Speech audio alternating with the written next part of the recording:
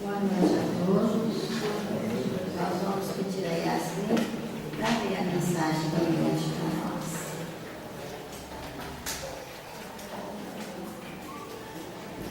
Em favor do mundo. Antes que olhássemos fixos nos mundos brilhantes, que evoluem mais alto no campo da universidade divina, lembra a terra amorosa que te acolhe e bendiz. Repara a terra que te encontras. Espinheiros e flores se misturam. Pedra e lama impedem a simetria digna em vastas regiões que se fazem inóspitas.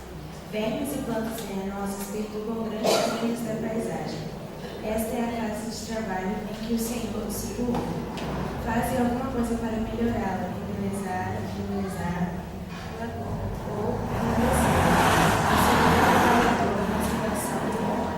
Socorre o enfermo a fim de que se restaure. Ampara as sementes do bem. Inspira a coragem às que fraquejam. Acende alguma luz para as sombras. Amassa o pão do reconforto para quem te reclama um concurso da terra. Produze a gota de remédio que regenera o doente. Defende a fonte cristalina. Planta uma árvore valiosa no caminho que transitas, ou faz um vaso no meio de florir a porta do lar e estarás enriquecido o berço em que nascestes, elevando a existência a favor daqueles que virão depois dos teus passos. Quem não valoriza a candeia próxima, dificilmente entenderia o esplendor da estrela distante. Quem despreza o alfabeto não atinge a ciência.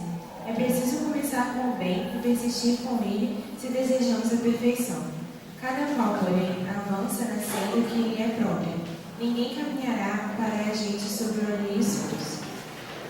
Antes de pretendermos ingresso nos pontos venturosos e redimidos, salvemos o chão em que nos firmamos, construindo um mundo mais feliz de amanhã pela melhoria de nós mesmos. Não vale contemplar sem agir, nem sonhar sem fazer. Emmanuel, do livro Caridade, Psicografia Francisco Cândido Xavier.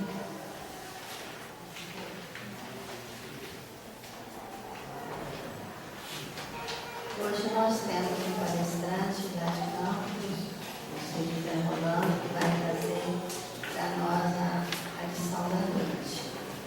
Nós vamos agora elevar os nossos pensamentos às esferas mais altas e fazermos a nossa prece para nós começarmos a nossa reunião. Deus de amor e de bondade, Jesus, nosso Mestre, nosso Divino Amigo, benfeitores espirituais, aqui nos encontramos, Senhor, neste momento, humildemente, Jesus, nos colocando em Sua presença, pedindo a vossa proteção, o vosso amparo misericordioso para o nosso trabalho desta noite. Pedimos a proteção para o nosso palestrante, para que ele possa ser bem assistido pela espiritualidade, e que todos nós que aqui nos encontramos, encarnados e desencarnados, possamos ouvir a lição da noite, gravando bem na nossa mente, no nosso coração, para que nós possamos estar sempre atentos dentro dessa doutrina bendita, que nos consola, que nos ampara. Que Jesus possa nos estar conosco sempre, nos amparando, nos fortalecendo, para que nós possamos estar firmes nos nossos bons propósitos, propósitos de amor, de caridade, para todos aqueles que nos servem, e que assim nós possamos, Jesus, em Teu nome, considerarmos iniciada a nossa lição de hoje, o nosso trabalho da noite de hoje. Fique conosco, Jesus, nos amparando, agora sempre, que assim seja, graças a Deus.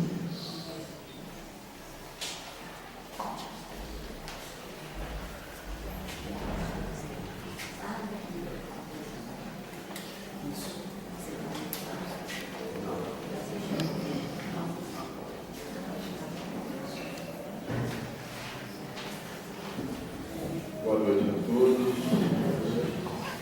Que Jesus possa, ou melhor que nós possamos, estar receptivos às bênçãos que são distribuídas nesta noite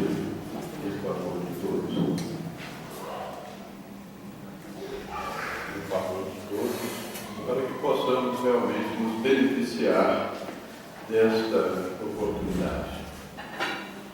Nós trouxemos para comentar com vocês nesta noite um tema que já é muito comum da doutrina espírita, que é a reencarnação. Que é um tema que foi já nos sugerido quando nos convidaram e que está no capítulo 4 do Evangelho segundo o Espiritismo, mais especificamente os itens 10 a 17 daquele capítulo. A reencarnação, como dissemos, é dos temas mais conhecidos, mais falados, no meio espírita, e é também um ponto de divergência maior da doutrina espírita e as demais religiões tradicionais. É um ponto de diferença maior que essas religiões mais antigas têm dificuldade ainda de aceitar a questão da reencarnação. Embora estejamos bastante convictos a respeito da reencarnação no meio espírita, é ainda uma questão que precisa ser melhor estudada, melhor analisada, porque mesmo nós que já trilhamos um certo caminho, já conhecemos um pouco da doutrina e nos achamos já convictos da reencarnação, cada vez que a gente vai estudar, que a gente vai pesquisar um pouco para preparar um estudo como este, a gente se surpreende com algumas questões que ainda precisamos nos alicerçar. Porque, até por ser um tema básico da doutrina espírita, um dos princípios básicos da doutrina espírita, ela abrange uma infinidade de situações e de questões que nos dizem respeito muito intimamente a cada um de nós e à coletividade também. Daí a riqueza desse tema. E como estamos dizendo, se no meio espírita ainda suscitam-se dúvidas, há ainda questões que precisam ser mais bem aclaradas a respeito da reencarnação, fora do Espiritismo, então, o tema é por demais desconhecido. Daí a necessidade de nós estarmos sempre buscando entender melhor o tema, estudarmos de forma mais aprofundada sempre, para que nas oportunidades que temos de vivenciar, de compartilhar das nossas existências, principalmente com aqueles que não professam a doutrina espírita, nós possamos, se não através da oratória, se não através das palavras que possamos falar em torno da reencarnação, através do exemplo, passar a importância desta questão. Muitos acham, que a reencarnação é uma coisa do Espiritismo, como se fosse uma criação do Espiritismo. E não é. Nós sabemos que não é. Alguns estudiosos, filósofos, acreditam mesmo que a fonte ou o início dessa questão da reencarnação estaria lá nos ensinamentos de Pitágoras, que viveu cerca de 500 anos antes do Cristo, e que o Espiritismo estaria bebendo desta fonte para disseminar este conhecimento através da reencarnação. Também não é uma verdade, porque Pitágoras já, quando falou da metempsicose, ele já estava se baseando em ensinos mais antigos ainda do que os dele. Ensinos milenares já naquela época, que ele foi beber na fonte lá dos egípcios, dos indianos, que já falavam em reencarnação, que já defendiam a ideia reencarnacionista e que já tinham a sua estrutura religiosa considerando os aspectos da reencarnação. Isso já há milhares de anos antes do Cristo. Então, a reencarnação, ou o entendimento, a aceitação, a discussão em torno da reencarnação, ela é da idade da humanidade, né? Desde que o homem começou a cogitar dessas questões, ela sempre esteve, se fosse lá com que nome fosse, com o culto que tivesse, às vezes muito cheio de misticismos e de crenças exageradas, mas estava ali que permeia a questão da reencarnação. Faz então parte da história da humanidade. E Kardec diz mesmo que é uma crença vulgar, aceita pelos homens mais eminentes através dos tempos. É, na verdade, uma lei da natureza, a reencarnação. Uma lei que nós precisamos entendê-la para melhor nos exercitarmos segundo esta lei. Por isso que ela se impõe há tanto tempo. Também do Velho Testamento nós vamos encontrar referências, várias, muitas, sobre a reencarnação. Nós trouxemos hoje apenas uma ou duas que estão inseridas neste capítulo do Evangelho segundo o Espiritismo, intitulado Ninguém poderá ver o reino de Deus se não nascer de novo, que é o capítulo 4 do Evangelho segundo o Espiritismo. E ali Kardec colocou uma citação que é de Jó, né? São duas, aliás, uma de Jó e outra de Isaías. E Isaías, nesta oportunidade, já dizia o seguinte: aqueles do vosso povo, a quem a morte foi dada, viverão de novo. Aqueles que estavam mortos em meio a mim, ressuscitarão. Despertai do vosso sono e entoai louvores a Deus, vós que habitais no pó, porque o orvalho que cai sobre vós é um orvalho de luz, e porque arruinareis a terra e o reino dos gigantes. No meio das alegorias todas do Velho Testamento, também vamos encontrar as referências, como está aqui em Isaías 26, 19, falando da reencarnação. Aqueles do vosso povo a quem a morte foi dada, viverão de novo. Uma referência clara à multiplicidade de existências, né? Que está lá no Velho Testamento. Quem não quer ver, não vê, né? Por isso que Jesus sempre falava isso, né? Quem tem ouvidos de ouvir, que ouça, e olhos de ver, que veja. É preciso se ter um mínimo de boa vontade nas interpretações dos textos. Também Jó, capítulo 14, versículo 10 a 14, fazia referências à reencarnação. Mas, quando o homem há morrido uma vez, quando o seu corpo, separado de seu espírito, foi consumido, que é feito dele? Tendo morrido uma vez, poderia o homem reviver de novo? Nesta guerra em que me acho todos os dias da minha vida, espero que chegue a minha mutação. Ele acreditava nessa possibilidade, né? O que será da nossa vida quando terminar esta existência? Viveremos de novo? É o que ele pergunta. O que será feito de nós depois da morte? E ele mesmo diz: nesta guerra em que me acho todos os dias da minha vida, espero que chegue o dia da minha mutação. Vou morrer, vou passar para o outro lado, mas um dia eu vou mudar para cá novamente, né? Que é um processo contínuo. E é disso que nós pretendemos tratar nesta noite.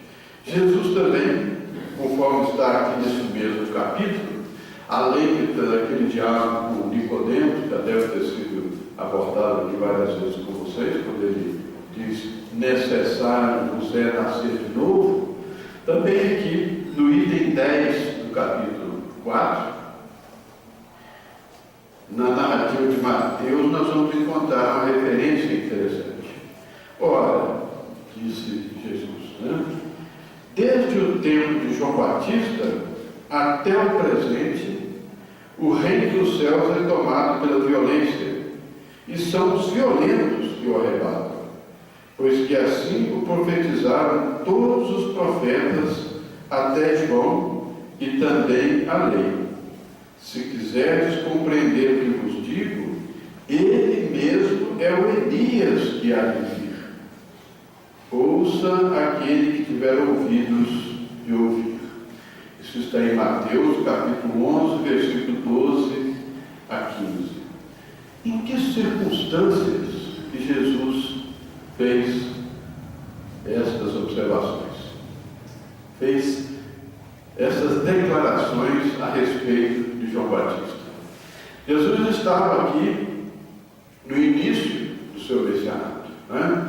Foi logo depois de ter sido batizado por João Batista. João Batista já havia sido preso, estava vivo, ainda encarnado, né? Mas preso.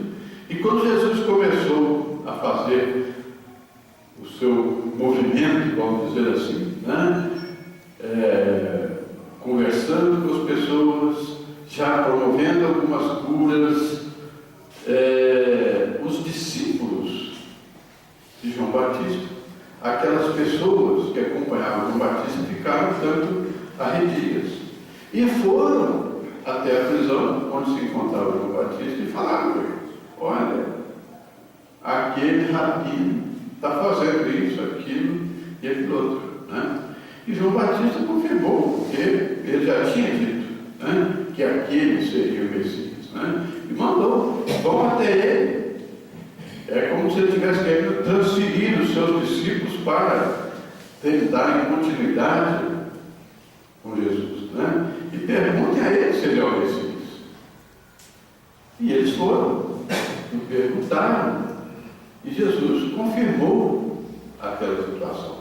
Deu a eles algumas instruções e mandou até alguns recados para João Batista naquela oportunidade. Então, logo falou sobre isso, e aqueles discípulos de João Batista estavam se retirando. Ele então fez uma série de declarações a respeito de João Batista, falando da personalidade de João Batista, do trabalho de João Batista, e que ele agora vinha para assumir o comando daquele trabalho, né? Por isso que ele diz aqui, nesta referência a João Batista, dizendo isso: ora, desde o tempo de João Batista até o presente, o reino dos céus é tomado pela violência, e são os violentos que o arrebatam.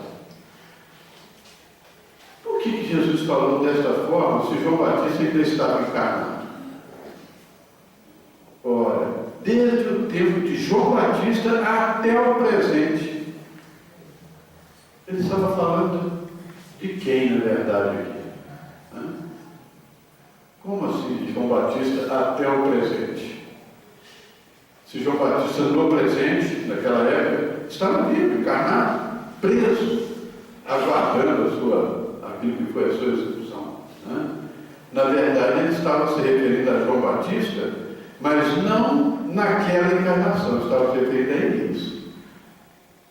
Desde o tempo de Elias até o presente, o reino do céu é tomado pela violência.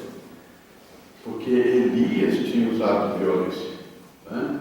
Não mandou decapitar lá todos os sacerdotes daquela época, por isso foi decapitado em que ele veio contemporâneo de Jesus. Então aqui já estava se referindo a João Batista como Elias, como depois disse mais tarde aos discípulos, lá naquele fenômeno da transfiguração, dizendo também isso, que Elias já veio e não o reconheceram. E os discípulos entenderam que era de João Batista que ele estava falando. E aqui também ele vem confirmar isso. Se quiseres compreender o que vos digo, ele mesmo é o Elias que há de vir e que já veio, está preso, né? Aguardando a sua execução. ouça aquele que tiver olhos de ouvir. Então esta já era uma questão, a questão da reencarnação já era por demais conhecida dos judeus. Não foi essa a resposta, uma das respostas que deu a Nicodemos? Quando Nicodemos, mas como pode um homem já velho voltar a nascer do ventre da sua mãe? E qual a resposta que Jesus deu a Nicodemos? Mas então, és doutor em Israel e não sabe dessas coisas? Os judeus deveriam saber dessas coisas. Então a reencarnação era um assunto bastante conhecido já na época.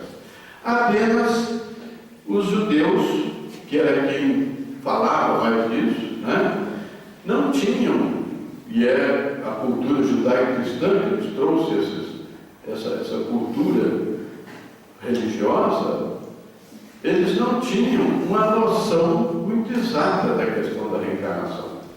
E ela era muito confundida com a ressurreição. Lá com Nicodemos, Jesus fez uma preleção. O que é nascido da água é água, o que é nascido do Espírito é Espírito. Fazendo uma diferença, tem dois tipos de nascimentos aí, de renascimentos, né?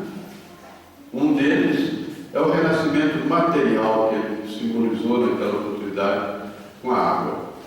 O renascer da água que podemos entender, e 70% do nosso corpo é de líquido. Né? No período de gestação, estamos no ventre da mãe, numa bolsa de água, nascido da água.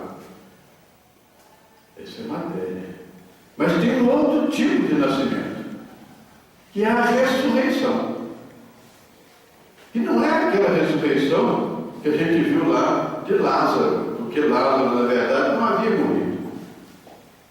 É aquela que, quando Jesus, em várias situações, diz, e que vamos encontrar isso na parábola do filho pródigo. Quando o filho pródigo retorna para o lar, que o pai o recebe e manda fazer uma festa, e um dos seus empregados questiona: mas Senhor, esse teu filho saiu, perdeu tudo, e agora retorna, e o Senhor recebe com a festa? Qual a justificativa que aquele pai deu? Este meu filho estava morto para a vida, e agora vive. Isso é ressurreição. Então a ressurreição é um processo que pode acontecer a qualquer momento, sem que necessariamente percamos a vida física. É um renascimento espiritual. Né? Paulo, quando caiu de joelho diante do Cristo: Senhor, o que queres que eu faça? Começou um processo de renascimento espiritual, sem precisar desencarnar. Né? Era um novo homem. Antes Saulo passou a ser Paulo, porque renasceu com uma nova proposta. Estava morto para a vida e agora vive uma vida diferente. Isso é que é ressurreição. Mas os judeus não tinham não faziam muito bem essa diferenciação, né? As coisas não eram tão claras, e os ensinos judaicos eram muito cheios de alegorias. Quando nós vamos estudar, a gente tem dificuldade de entender alguns textos, porque muito cheio de imagens, de alegorias, muito fantasiosos às vezes, né? E que a gente tem, principalmente com a nossa cultura, dificuldade de entender. Eles também, principalmente aqueles que não tinham uma cultura melhor, que era grande parte do povo ainda era analfabeto, né? A cultura era transmitida oralmente, tinham dificuldade de entender e confundiam essa questão da reencarnação e ressurreição, que nós hoje, com o advento do Espírito Santo, temos sabido, temos procurado entender estas diferenças, para melhor compreender o dogma da reencarnação. sobre a reencarnação e principalmente sobre essa anterioridade do dogma reencarnacionista, Kardec afirma na questão 222 do Livro dos Espíritos: uma ideia não atravessa séculos e séculos, nem consegue impor-se a inteligências de escola, se não contiver algo de sério. É uma questão séria, que por conta desta seriedade, da absoluta verdade que envolve a reencarnação, ela vem sendo discutida, polemizada, mas permanecendo durante milênios já na cultura. Gradativamente nós vamos nos assenhorando melhor desse conhecimento, com a possibilidade de entender melhor as questões que envolvem a reencarnação. É importante que seja assim, porque nós ainda estamos num estágio evolutivo muito acanhado na Terra. Vivemos ainda sob o império de sensações ainda muito primitivas. Temos uma convivência, uma forma de nos manifestarmos diante da vida ainda muito primitiva, ainda muito instintiva. O nosso processo de alimentação, de reprodução, de relacionamento é ainda muito primitivo. Haja vista a violência que graça no planeta. Quantas guerras, quantos conflitos, quantos, num país como o nosso, que não tem guerra declarada, mas quantas pessoas morrem por conta dos desentendimentos, das dificuldades de relacionamento que ainda encontramos no planeta. Tudo isso denunciando a nossa condição ainda muito primitiva, ainda muito vinculada aos instintos. Embora já tenhamos avançado razoavelmente no campo da inteligência, mas ainda temos dificuldade de trabalhar no campo do sentimento. Embora Jesus já tivesse vindo falando disso há 2000 anos, ainda estamos recalcitrantes nessa matéria. A questão da reencarnação nos permite refletir com mais propriedade sobre essa situação. Uma vez admitida a reencarnação, nós passamos a entender melhor a lei de causa e efeito. Vamos entender melhor por que Jesus dizia que precisava perdoar os nossos adversários, e não apenas uma ou duas vezes, 70 vezes, 7 vezes, conforme a resposta que ele deu a Pedro, ou seja, infinitamente, compreendendo a imortalidade da alma e a imposição pela lei da natureza do princípio reencarnacionista. Kardec, preocupado com essa questão, divide essa especulação em torno da reencarnação, dizendo: tem aqueles que acreditam que ela existe e os que dizem que não existe. São os dois veios principais. Principalmente na época de Kardec se discutia muito essa questão. Então, a questão se resumia basicamente nisso: ou existe ou não existe. E Kardec não vinha com uma série de argumentações para deixar limpa a questão em torno da reencarnação. E ele começava dizendo assim, principalmente para quem, se ela existe, se aceitamos que a reencarnação exista, precisamos considerar que ela independe, ou seja, a reencarnação independe da nossa crença, se ela existe ou não. Por quê? Porque é uma lei natural. Se nós acreditamos que ela existe, então nós vamos procurar entendê-la melhor. Se nós não acreditamos, ainda assim ela vai continuar existindo. Porque é uma lei. natural, uma lei de Deus. Não é porque eu não acredito na reencarnação que eu não vou reencarnar. Vou reencarnar. Querendo ou não, acreditando ou não, aceitando ou não, gostando ou não, vou reencarnar. Ainda que compulsoriamente, tantas vezes quantas forem necessárias. Ainda que cada vez que chega aqui eu reclame. Eu fico chiando, não pedi para nascer, como tanta gente diz. Né? Será que não? Às vezes imploramos uma oportunidade.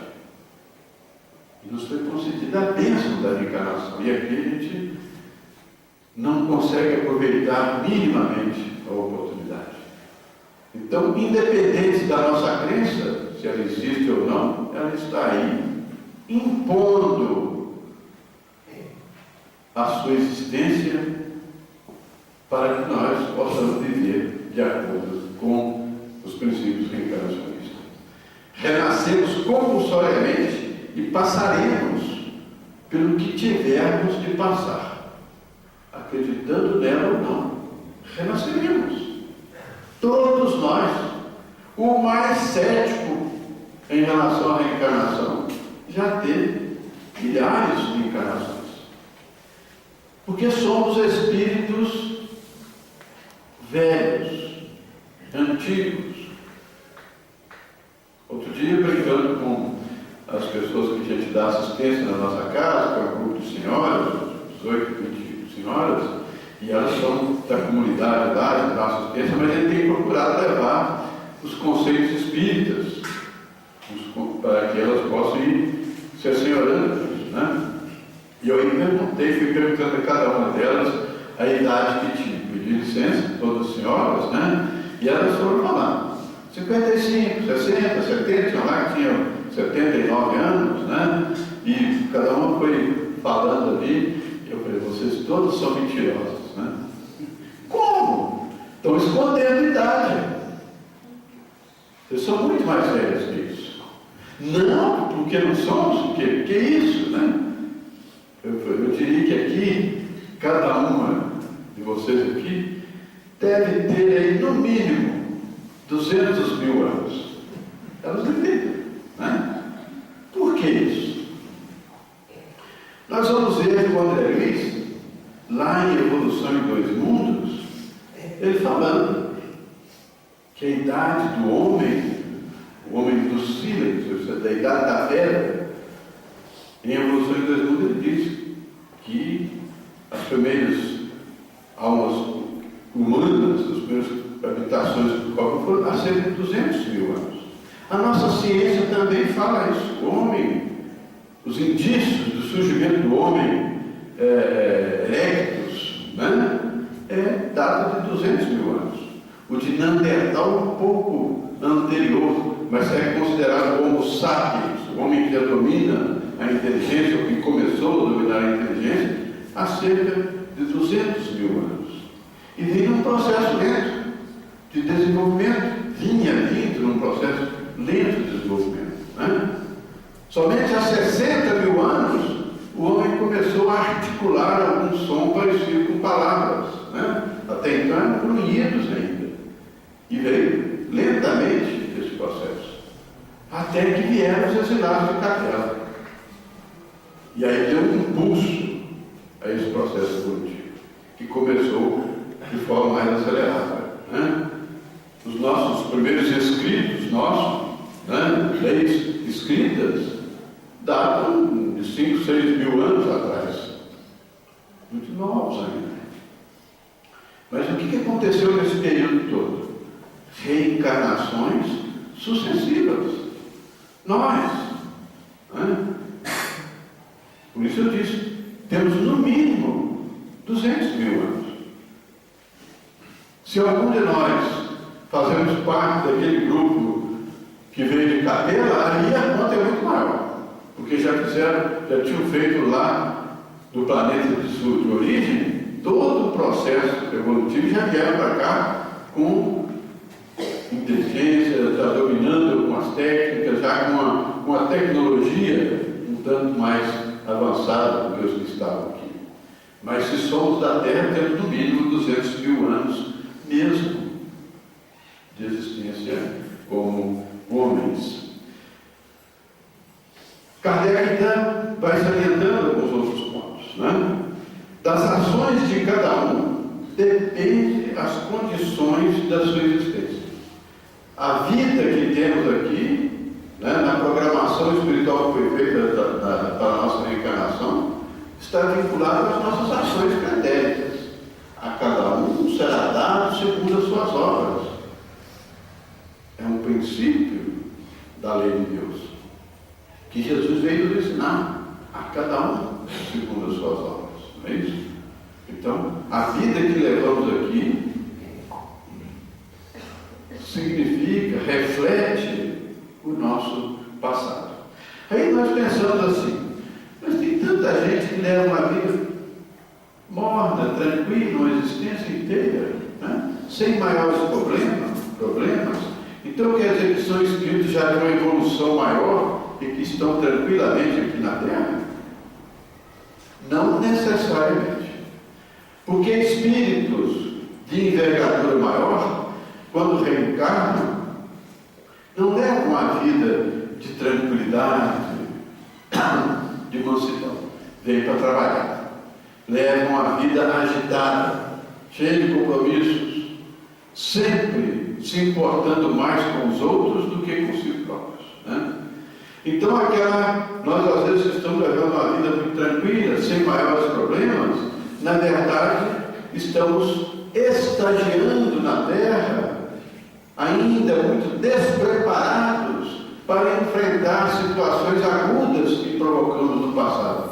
E precisamos de um tempo de experiência, de aprendizado, de adaptação, de crescimento mesmo, de desenvolvimento mental, para então podermos enfrentar as situações que criamos no passado. Porque Deus não dá cargas a ombros que não possam suportar. E se nós não temos ainda condição de rever algumas questões do passado, vai se dar o tempo necessário para que possamos nos preparar para isso. Kardec também, no capítulo 17 do mesmo Evangelho segundo o Espiritismo, fala dessa questão. O grande número de espíritos que habitam a Terra, que ainda não têm o desenvolvimento mental suficientemente desenvolvido, vamos dizer assim. Ainda muito acanhado, precisando de muitas experiências encarnatórias ainda. São espíritos muito novos ainda, muito acomodados ainda, e precisam ainda de muitas experiências encarnatórias, até que vão fazer as suas aquisições, cada um individual e coletivamente. Também, entendendo a questão da reencarnação, Kardec pontua que nós então passamos a entender melhor a lei de Deus, a justiça divina. E vamos abolindo até do nosso palavreado a palavra castigo, que antes Deus castigava, punia, né, aqueles que infringiam as suas leis. Vamos entendendo então que não há um castigo, há uma lei de causa e efeito, há uma consequência dos nossos atos. Tudo o que nós fazemos fica registrado. Quanto mais consciência temos do erro que cometemos, maior ou mais profunda é essa marca. Por isso que se eu tenho o entendimento da lei dos homens, e ajo de forma em desconformidade com essa lei para tirar proveito próprio, e como advogado que deveria conhecer as leis, vou ser mais penalizado do que o sujeito que é ignorante que infringe a mesma lei. Porque eu já tenho conhecimento, já deveria dar um outro exemplo. Por que André Luiz, quando se encarnou, né, foi considerado como suicídio? Porque era médico. tinha conhecimento de que a vida que estava levando, os desregramentos com a alimentação e até com o álcool, iria lhe trazer consequências graves, porque ele era médico, tinha conhecimento disso. Então foi recebido lá como um suicídio indireto, arcou com as consequências dos seus atos. Lei de causa e efeito, a cada um segundo o seu entendimento também, e segundo a sua capacidade de suportar a provação, de superar a provação.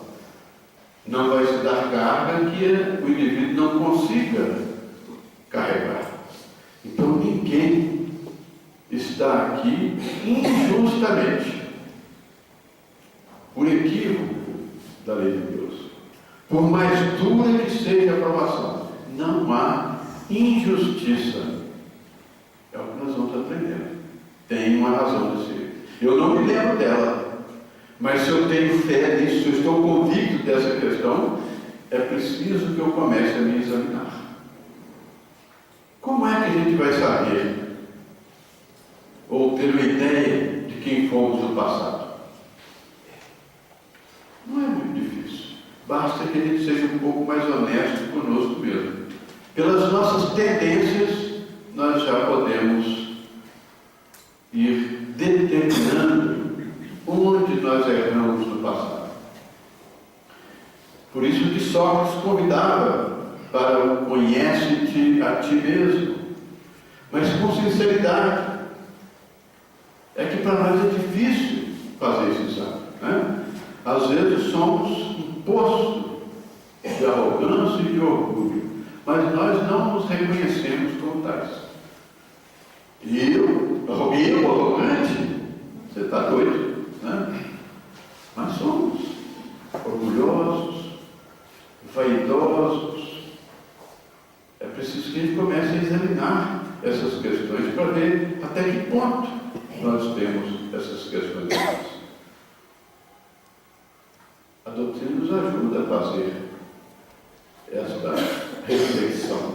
Santo Agostinho já dizia: ao final de cada dia, rememore o que você fez no dia, desde manhã até a noite. Como é que você agiu em determinadas circunstâncias? Como é que você se relacionou? Como é que você tratou as pessoas? Né? Nós podemos fazer uma ideia disso? Nós que trabalhamos com outras pessoas, né? Que nem sempre têm o mesmo entendimento que a gente. Qual o conceito que essas pessoas têm sobre nós? No meu ambiente de trabalho, o que eles acham de mim?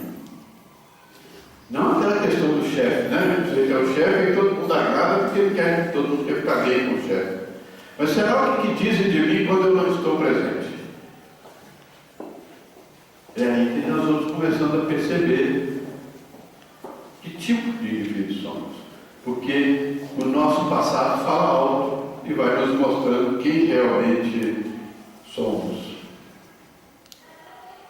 Então não há o castigo, não há a punição pelos erros.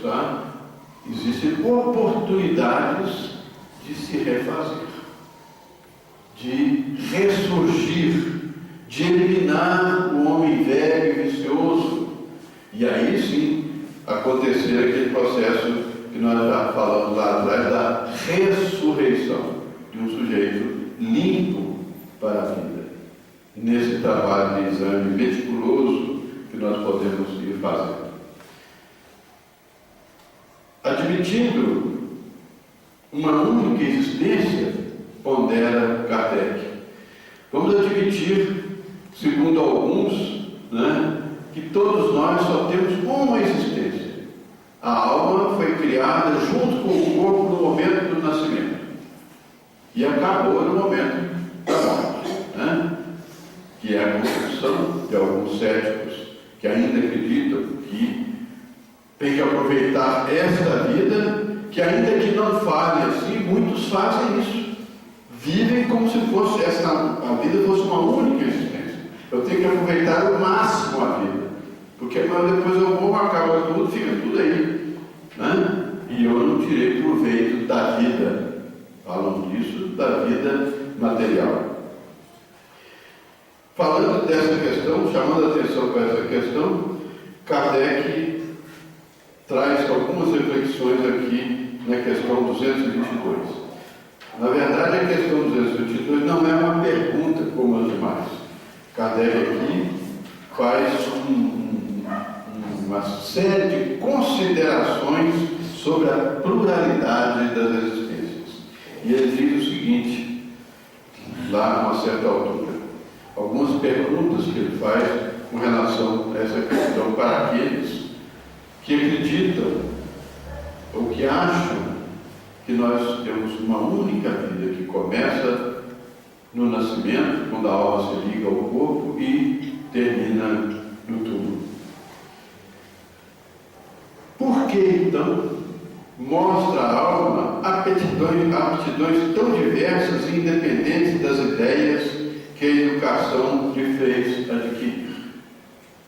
Como explicar, então, o fenômeno das pessoas, às vezes, já em tenra idade, demonstrar aptidões, facilidades, para as quais ele não foi treinado, não recebeu aquela informação, aquela educação, aquela prática dos pais, mas ele desenvolveu aquilo como? Por que essa diferença? Não tem as pessoas que têm facilidade para a música, por exemplo? Você já nasce, quando pega o violão ali, logo ele pega o jeitinho. Eu cheguei a tentar, fez caldo no dedo, mas não tem jeito para ele. Então, não tem nenhuma habilidade desse caldo. Mas tem aquelas pessoas que têm uma facilidade. Aliás, tem aquelas pessoas que são aficionados, que são apaixonados por determinadas atividades. Onde desenvolveu isso? Tem uma facilidade enorme. Hoje tem visto exemplo de crianças com 4 anos que tocam determinado instrumento com uma perfeição, com uma clareza. Como que pode isso? Se não denunciando uma experiência anterior. Nós mesmos, ainda no campo da arte, que surpreende mais, mas as facilidades que nós temos no dia a dia, determinadas tarefas nós temos uma facilidade de desenvolver, outras uma dificuldade maior, precisamos nos esforçar mais para entender, mas algumas pegamos com uma facilidade tremenda. Eu tenho um filho que tem habilidade nessa área de mexer com coisas eletrônicas, Ele pega aquilo, às vezes sem ver o manual, fala, não, isso aqui é assim e tal. Ele tem essa facilidade. Durante a adolescência, ele insistiu para que ele fizesse a escola técnica. Rapaz, você tem tudo para... Não quis, foi fazer liceu e tal, porque queria fazer outra coisa. Acabou hoje trabalha com eletrônica, embora não tenha formação na área. Mas ele, desde pequeno, ele dava aqueles brinquedos que acendia luzinha, com coisa eletrônica, enquanto ele não desmontasse para ver como é que funcionava, ele não sossegava. Era menina ainda, criança, já trocava resistência do ferro elétrico para a mãe, porque era uma habilidade natural dele. E assim outras pessoas com outras habilidades, Tem facilidade, tem um tino para aquela coisa, como ele diz, porque traz de vidas anteriores.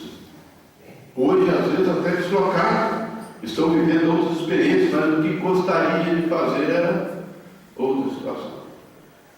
Temos um amigo que é músico, hoje ele é músico, mas trabalhou grande parte da vida em banco, caixa de banco. Era um sofrimento para ele. Depois que aposentou, ele está lá, você conhece, Eduardo, Está lá, dando aula de música, vivendo para a música, está na praia dele.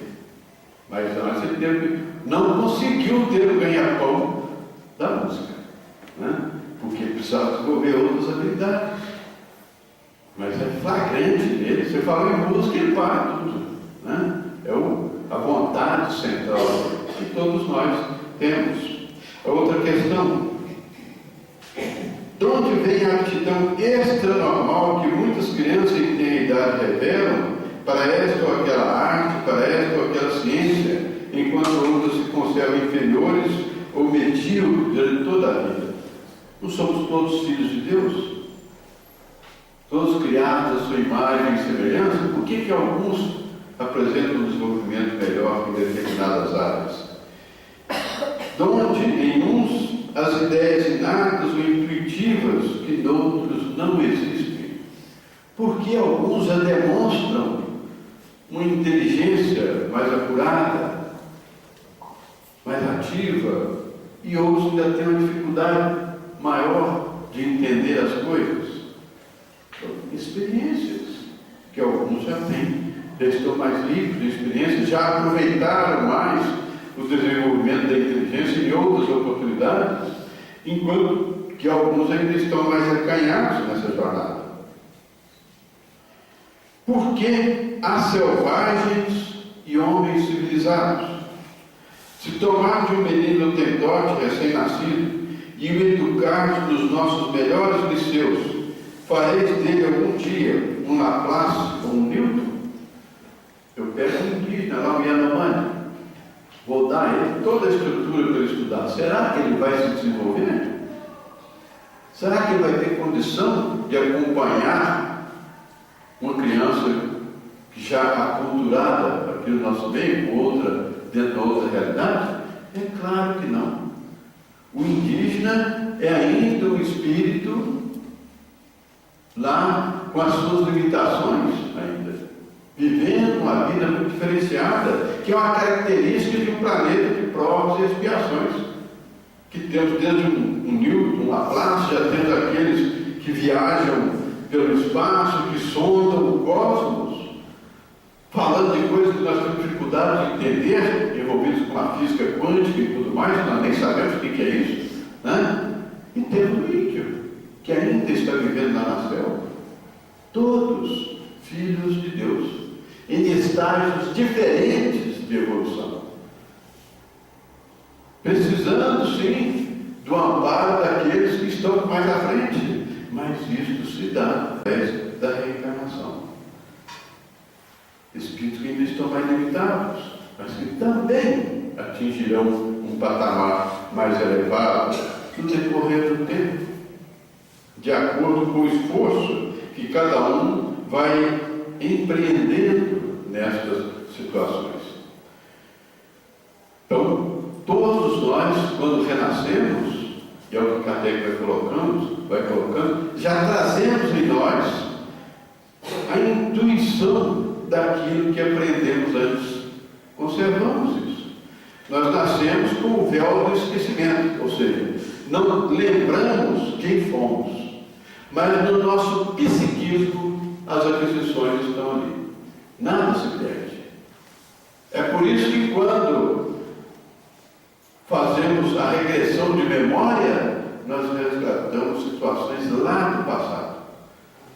É por isso que os espíritos, quando vêm tratar do nosso caso, nos examinam e nos dão as indicações corretas, porque eles vêm lá atrás onde é que nós erramos, onde temos os pontos vulneráveis hoje, e já tratam de suprir aquelas nossas necessidades, porque sabe aquilo que vai eclodir ou não mais à frente, porque já nos conhecem, já investigam a nossa vida, porque olham o nosso arquivo perispirítico e percebem aquilo ali. Na obra de André Luiz a gente vê que há abundância isso.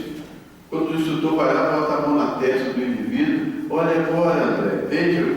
Aí André fica encantado com o quadro se desdobra a partir daí. Nós somos um arquivo ambulante.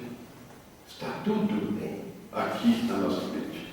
Estudando a reencarnação, estudando essas questões, nós vamos aprendendo. Nós temos uma glândula pineal que é a válvula que abre e permite que acessemos o passado. Que é a mesma válvula, vamos dizer assim, que permite o acesso da espiritualidade, fazendo acontecer a questão da mediunidade. É esta válvula que assume uma função diferenciada a partir da adolescência, e nós dizemos muitas vezes que o jovem depois da adolescência, passa por um processo de mutação. Ele adquire, ele passa a agir de forma diferente, muitas vezes, do que o que vinha agindo até então. Por quê? Nesta fase da idade do jovem, essa glândula assume uma outra função. E algumas características do passado começam a surgir de forma marcante, perturbando, por assim dizer, a constituição até então formada. Porque recebemos aquela criança para educá-la. Uma criança, às vezes, com viciações tremendas do passado. Se recebe uma boa educação, quando chega na puberdade, que ele recebe essas influências do pretérito, ele vai ter como mencionar o que é certo e o que é errado, porque recebeu agora uma educação positiva. Se essa educação foi deficitária, ele vai ter problemas, porque o homem velho, como nós vai falar, o homem velho é esse, do passado, com viciações que nós não sabemos quais são, e começam a se mostrar a partir da adolescência. Daí a necessidade de nós aprendermos com Jesus, entendermos o processo da reencarnação, a existência da reencarnação, a lei de causa e efeito, os porquês das coisas serem assim ou assadas para cada um de nós, mas estudando isso com os ensinamentos de Jesus. Ensinando, aprendendo com Jesus que a reencarnação, na verdade, é um instrumento de corrigenda para o progresso. É uma oportunidade de revisão,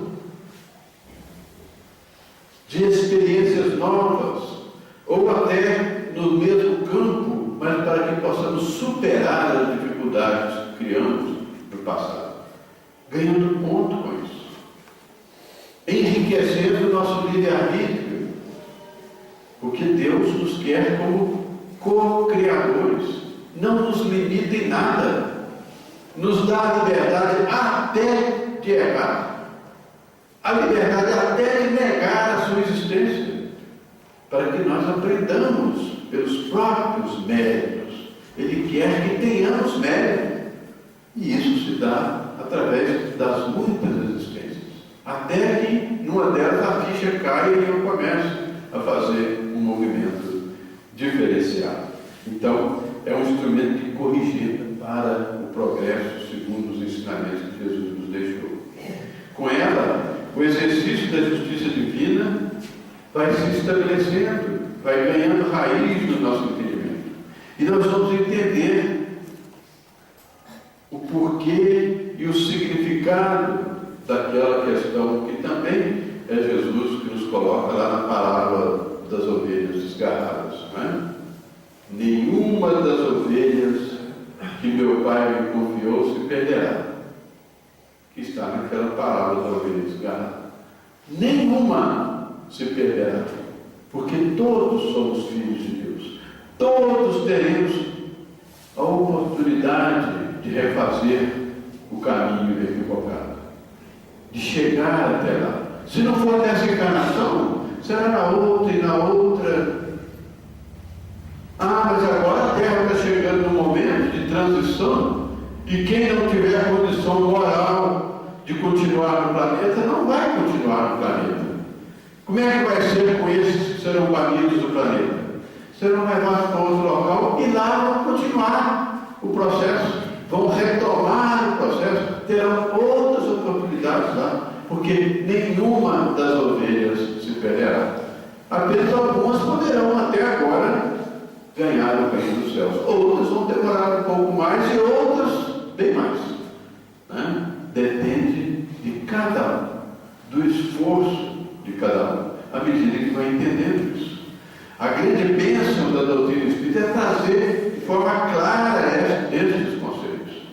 E isso se dá através dos processos reencarnatórios.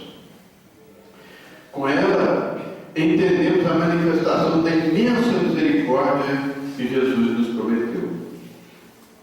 O meu jugo é leve, porque se vou olhar no que eu fiz, né? E se eu tiver que enfrentar tudo de acordo, tintim por tintim, de acordo com o que eu fiz no passado, o jugo é leve. Porque se soubermos suportarmos, se soubermos conduzir a nossa vida segundo os ensinamentos do Mestre, o prêmio, o resultado será muito melhor. Por isso ele diz: tem de bom ânimo. Eu venci o mundo. Nós também podemos vencer. É a palavra de otimismo. Vinde a mim todos vós que estáis cansados e aflitos, e eu vos aliviarei. E não aliviar só do abraçar, do colocar no colo, não. É o do esclarecimento. Para que você entenda. E para que você faça o seu percurso. E não dependa de outros para fazer esse percurso.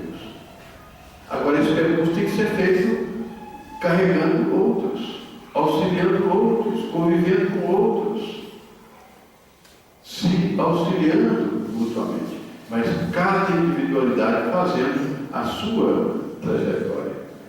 Então não é a questão de eu achar que Lúcia é uma excelente pessoa, é um espírito de alta envergadura e eu vou ficar bem pertinho dela para poder. Não. Parabéns para ela. Eu tenho que fazer a minha caminhada. Eu posso me espelhar no exemplo dela, né? E tentar fazer igual, mas eu tenho que fazer a minha trajetória. Não existe essa osmose, né? O sujeito que é bom transferir o seu patrimônio de bondade para o outro. Não. Cada um vai ter que conquistar a sua. O exemplo do outro pode servir de base, pode servir de orientação, de estímulo, mas eu tenho que fazer as minhas conquistas. Deus nos quer a todos como co-criadores e não como seres passivos do universo. Há mais alegria no céu por um pecador que se arrepende do que pelos 99 justos que lá se encontram. Há uma alegria imensa na espiritualidade quando a gente começa a entender essas coisas. É aí que a gente vai entender por que quando o indivíduo trevoso, que já promoveu todo tipo de movimento nas trevas, estará numa situação deprimente, e ele tem um laivozinho, menciona uma vontade de modificação, os espíritos imediatamente acordem e retiram aquele sujeito ali, porque ele é um filho de Deus, que teve um segundinho de inspiração diferente. É a hora de socorrer. Os exemplos são muitos de espíritos que são socorridos nessa situação. Depois ele vai se abrir com o passado dele, mas agora é a hora, porque ele teve 1 minuto de arrependimento. É a hora de chegar, né? Há mais alegria no céu para um pecador que se arrepende, porque é uma alma, é um filho de Deus que estava perdido e agora tem uma possibilidade de retornar à vida, e vida em abundância, ressurgindo do mal da matéria, um espírito renovado. Isto é ressurreição, que vem também, se não de um momento para o outro, pode ir acontecendo através de muitas e sucessivas reencarnações. Que Jesus nos abençoe a todos e que possamos enveredar mais pelo conhecimento da reencarnação como mola propulsora do progresso de aproximação de Deus, nosso Criador, e de Jesus, nosso